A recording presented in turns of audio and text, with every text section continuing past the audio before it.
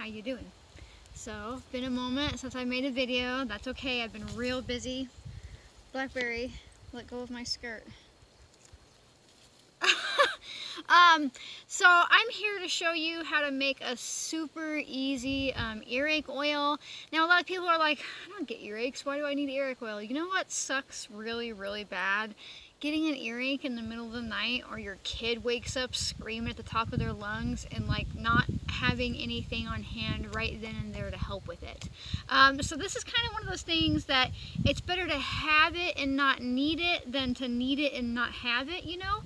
And it's so easy, it's so easy. So basically I've got some garlic here that I need to use up. Now I'm using dried garlic. A lot of people are tempted to, they ask me, I'm going to fill this jar, this little jar. You don't need to make a whole lot because we're using this for drops at a time. I'm going to fill this jar about, probably, you know, close to halfway up with garlic. A lot of people, when they're making an earache oil, they skimp on the garlic. But garlic is really, really important because she's going to be the antimicrobial, antibacterial, and somewhat anti-inflammatory. It's going to help pull down that pain. And then the next thing, I've got some of last year's mullein that I need to use up. And this is just mullein leaf that I've cured and then ground up a bit. Usually just break her up with my hands. Wear gloves when you break it up because she's got little fuzzies on her that can be irritating to your skin. Okay, so I've filled that up. So that's about half garlic, half mullein. And I'm going to take, my oil of choice is avocado. I like avocado because she is a really, I'd say a dry oil. She absorbs really well into the skin. She doesn't have a tendency to go rancid quickly. Now you might be thinking, but you're using dried plant matter, and you always talk about using fresh plant matter.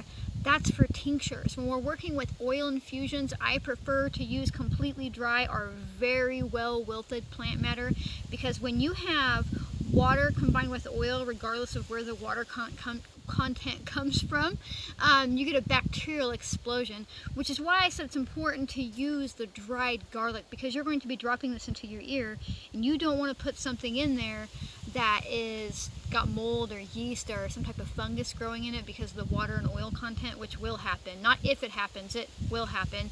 But also I like avocado oil because rancidity is a thing that can still happen when you use dried plant matter. It's basically when the oil goes bad, not from necessarily bacteria or anything. It's just like it goes rancid, and you'll know when it goes rancid. It smells bad. So now I'm just going to pour slowly the avocado oil over top of the mullein and the garlic. And I'm still going to make sure that I'm filling it up pretty close to the top, because just like when we're making tinctures, the more air in there, the more oxidation you'll have. And oxidation isn't the end of the world. It's not going to kill you. It doesn't make your oil or your tincture or whatever you're making go bad. It makes it a little less potent. And I'd say maybe even a little bit more prone to going rancid, especially if you're using fresh or wilted plant matter. If you have oil in there to go along with the water and the oil bacterial explosion, you basically created a thing that will go bad on you. And so this one takes a little bit of time. We're waiting for it to soak down into the garlic. Now the mullein is a key point here. I see a lot of people painstakingly picking off mullein blooms to make an earache oil, and that's fine. You can definitely do that. But I don't personally see any more benefit than just using the mullein leaf, or even letting the whole bloom stalk dry and then just putting it in the jar chopped up if you want. You can see it settle a little bit there. Now mullein, she, like garlic, is also a really fantastic antiviral, antibacterial, antimicrobial, and helping with a little bit of pain relief, as well as pulling down that swelling. So when we put these together, she just makes a really fantastic earache oil. Now this is enough oil that honestly, it'll last us a couple years, because you're only going to be using a few drops of this at a time. And I should have brought these things out with me when I was jabbering about it, but generally you can buy these little, they call them European dropper vials. Basically you take the cap off and it's got this little insert on it. It almost looks like this, but it's super tiny, right? It only lets one drop at a time. Those are fantastic. But you could also just have like a leftover tincture dropper next to your bottle. You could have like one of those like veterinarian syringes, the plastic ones that you can use over and over again. Anything that's going to let you take some of this oil and drop, 3 to 5 drops right in your ear and work it in, and then keep your head level so it has time to run down, for about 5 or 10 minutes. And she is just really, really, really going to help reduce that pain of that earache that has you screaming in the middle of the night. And with all the smoke in the air and with certain things going around, respiratory infections, our ears are connected to all of this. We don't think about it because we're not, breathing through our ears, but it's all the same system. And so you're really prone to getting earaches when there's a lot of smoke in the air and you're dealing with all these respiratory infections and things like that. So she's good to have on hand. So now I'm just going to slap a label on it so I don't forget what it is. Whoop. Now here's the thing that I like. One of the things that I like about working with dried plant matter is that I can now stick this in a dark, warm place. That heat is going to really, really help extract the herbal properties that we're after here, and you don't have to worry about it going rotten. So if you're working with like wilted or fresh plant matter, you have to stick it in a cool, dark place. But you have to strain that within 6 weeks or it goes, like, it usually will go rotten on you, not just rancid, but grow bacteria and stuff. However, if you use dried plant matter, I can stick this somewhere out pretty much hot. It doesn't have to be, you don't want it above like, probably like 110 degrees or whatever, but you can stick this somewhere really warm and you can leave it there for like 8, 9, 10 weeks. You can leave it there for as long as you want, really, and just come in and start pulling off as you need. And that makes it so much more potent than when you use fresh or wilted, because you can let it sit a lot longer and just infuse a lot deeper and use heat to really pull that out. So basically you're gonna at least sit this somewhere warm and dark for 6 to 8 weeks, kind of like a tincture, except for it's warm. You could use the top of your water heater, you could use the top of your fridge, you can use your porch or somewhere that you live that's still hot, but just like slide it into like some material or sock or something to keep the sun off of it. You don't want to put your herbs of any kind in the sun, because the sun is the great decayer, and basically, yeah, she's going to make the oil turn colors real fast, but what's happening is she's degrading all of that plant matter and really breaking it down and basically causing a really weak oil, even though it goes really fast. So avoid using herbs in the sun at all costs, really. So then you just have this on hand for when you really have a sudden earache that you need help with. And now let me tell you a story of how I started making this about 13 years ago. No, 14 years ago, because my daughter's 13, pregnant for 9 months. So, okay, doing math in my head. So when I first met my husband, I was escaping a really, really, really violent relationship, like run and hide in the woods and, with the kids and try to like escape type of situation. Well, kid at the time, didn't have 2 yet.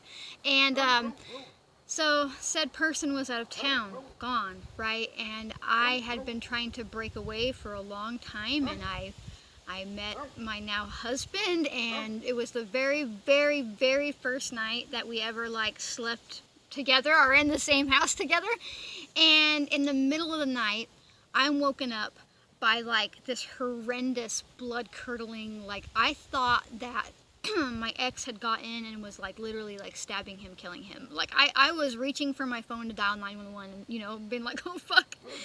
But it turns out once I like got my like cognitive function back from just waking up and assessing the situation, he was having a severe earache, and this poor guy had had them since he was a kid.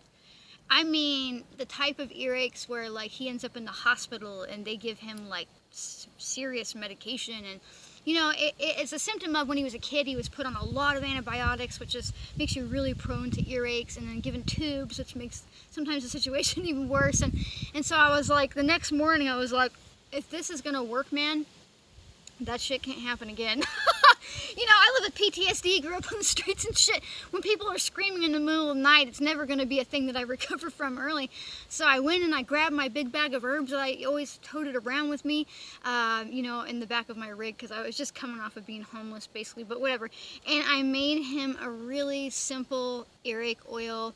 And to this day, at best, he'll be like, oh, my ear's starting to just kind of ache a little bit. And I'm like, nope.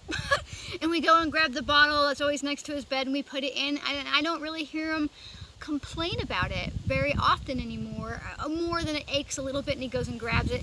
But it's been the better part of 14 years now. Oh, the wind took the phone. The wind took the phone. Been a little bit of part of 14 years now, and he hasn't woke up screaming from an earache since. Not at all. Now, some people ask if they can use this for tinnitus or earwax buildup. It really depends on what's causing your tinnitus. There are so many causes that it's kind of hard to say. You can give it a try. She's really good for earwax buildup because usually what's happening is, even though you can have a genetic disposition to it, your ears are really dry. So your body makes more wax, and so you clean the wax out, and then your body says, oh my god, and it makes more wax. Kind of like if you get into a cycle of washing your hair a lot, what happens is it gets greasy and you wash it again, it gets greasy. You actually have dry ears and dry hair when that's happening, and your body's just really trying to make it not dry. So if you start using this earache oil on a regular basis, you can break the cycle of basically dry ear canals and really, really help with over wax production, stuff like that. So I think I covered everything other than when you're done, you need to strain this through a nice tight cloth because the Mullen has little tiny hairs on her. I don't really find it affects much when it's oil because the oil seems to saturate the little hairs and doesn't really let them break off. But go ahead and strain it through some like muslin cloth or like a nylon nut milk bag or something like that. The name always makes me laugh. I'm perpetually like a teenage boy or something like that with dick jokes. And then you can just use this a few drops at a time and it'll last. It'll last for like, I mean, the volume will last you forever. But I mean, the oil itself won't really start dropping off in the like the medicinal properties and herbal properties that have been infused for about 1 to 2 years, probably the later end of 2, maybe even 2.5 years. If after you're done infusing, you keep it somewhere like cool and dark, you know? And even then, as long as it doesn't smell rancid, you'll know what rancid oil smells like. This is gonna smell like pizza. This is gonna smell delicious because of the garlic, unless you don't like garlic, and then I'm sorry. I love garlic and I just feel really bad for people who can't have garlic in their life, but anyhow, she'll definitely smell like garlic, but she's a really great way to help with those sudden pains and earaches and things that come on in the middle of the night or when you're traveling or whatever. Have some earache oil on hand. And no matter what, you're smart enough to do that, right? Like, how hard was that? It was harder listening to me jabber about everything than it was to be like, garlic in jar, mullein in jar, make sure they're dry, oil over top, let it sit for 6 to 8 weeks or more in a warm, dark place, strain and use when you have an earache. How easy was that? You were definitely smart enough to do that, and you don't need to pay somebody thousands of dollars to teach you how to do that. And everything you learn here with me, everything you learn out of curiosity, just being out there and wondering about these plants and reading and just digesting the world and all these things is valid, okay? You don't need to pay to retain this knowledge. So if you like hearing me talk way too long about earache oil, all these things and just little things here and there and giving random stories about being terrified, make sure to like, comment, subscribe, turn on notifications, share, help get this word out there. If you're watching me on YouTube, come find me on Instagram. If you're watching me on Instagram, come find me on YouTube. And yeah, thanks for watching, and I'll see you next time. Bye.